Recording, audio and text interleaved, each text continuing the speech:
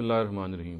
اسلام میں کھانے پینے کے جو احکام ہیں ان کے حوالے سے جو حلت و حرمت پائی جاتی ہے اس میں بہت ساری غلط فہمیاں پائی جاتی ہیں۔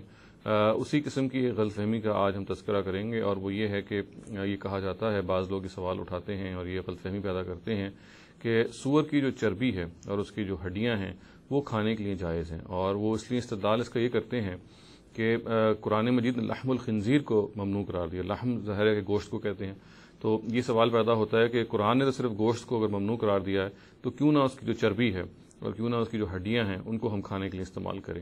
تو دیکھیے یہ ایک ایسا خلط مبث ہے جو صرف قرآن مجید کے اسلوب کو نہ سمجھنے کی وجہ سے پیدا ہوا ہے۔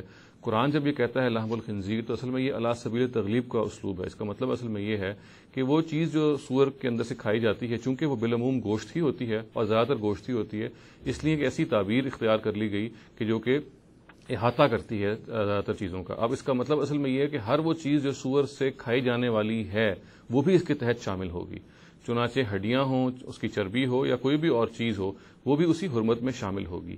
یہ بات کسی طرح سے صحیح نہیں ہے کہ اگر قرآن مجید نے لحم الخنزیر کے الفاظ استعمال کیے، گویا کہ سور کا گوشت ممنوع ہے، تو اس سے یہ نتیجہ نکال لیا جائے کہ سور کی ہڈیاں، سور کی چربی اور سور کی کوئی اور چیز جو کھانے کے قابل ہے، لائق ہے، وہ پھر جائز ہوگی۔ نہیں، وہ بھی اسی طرح سے ممنوع ہوگی۔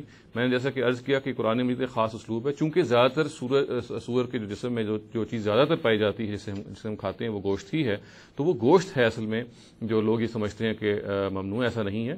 گوشت کے ساتھ ساتھ جو بھی چیز اس کے جسم کے اندر، یعنی آپ سمجھ لیجیے کہ گوشت بول کے تمام وہ سور کے جسم کے اجزاء مراد لیے گئے ہیں جو کھانے کے لائق، کھانے کے قابل ہیں۔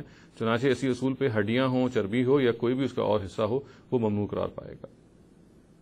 اقول قولی ھذا واستغفر اللہ لی ولکم ولسائر المسلمین والمسلمات۔